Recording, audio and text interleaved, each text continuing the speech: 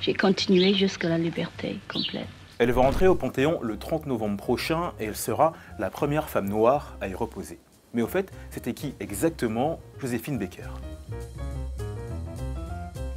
Quand on pense à Joséphine Baker, on pense d'abord à sa célèbre Banana Dance.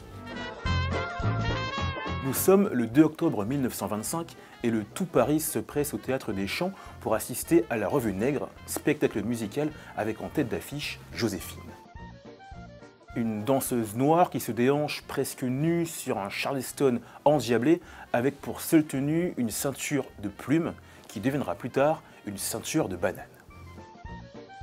Elle s'appelle Joséphine Baker et la première icône noire des années folles devient aussi le symbole du fanatisme colonial français.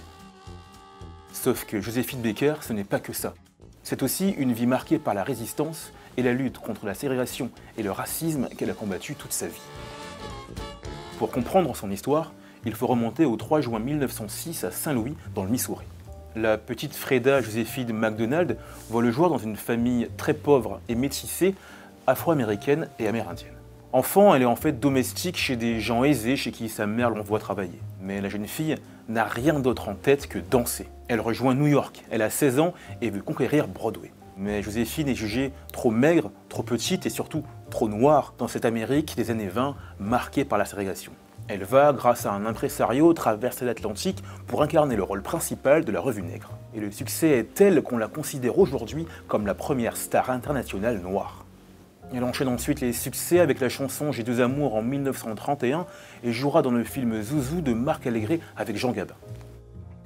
En 1937, elle devient française.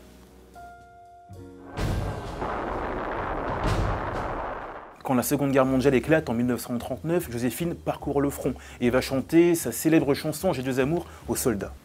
J'ai deux amours. Elle s'engage ensuite rapidement dans la résistance pour devenir un agent secret de la France libre en usant de sa notoriété pour recueillir des renseignements. C'est une femme d'action, une femme courageuse, une femme libre. Tout de suite, elle s'engage au service des armées françaises et la capitulation arrivant, elle ne s'arrête pas. Elle rejoint la résistance dans le sillage du général de Gaulle. Cet engagement, pour lequel elle reçoit la médaille de la résistance puis la Légion d'honneur, lui vaut son entrée au Panthéon d'après l'un de ses fils. Madame Brigitte Macron, qui nous a fait l'honneur et le plaisir d'une visite du palais de l'Élysée, et évidemment par la suite avec le président lui-même, un grand admirateur de notre mère à tout point de vue, artistique, humaniste, et aussi pour ses faits de résistance et de, comment dirais-je, ses faits militaires aussi, puisqu'elle était lieutenant de l'armée de l'air durant la dernière guerre mondiale. L'autre combat de sa vie, c'est la lutte contre le racisme et le suprémacisme blanc aux États-Unis. Pays où, malgré sa gloire planétaire, on lui refuse toujours de loger dans le même hôtel qu'un blanc.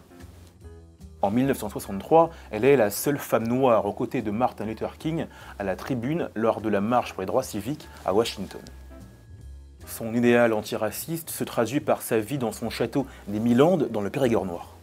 La reine du music-hall élève les 12 enfants de 9 nationalités différentes qu'elle a adoptées, sa tribu arc-en-ciel, comme elle l'appelait elle-même. Le 30 novembre prochain, Joséphine Baker deviendra la 6e femme à entrer au Panthéon.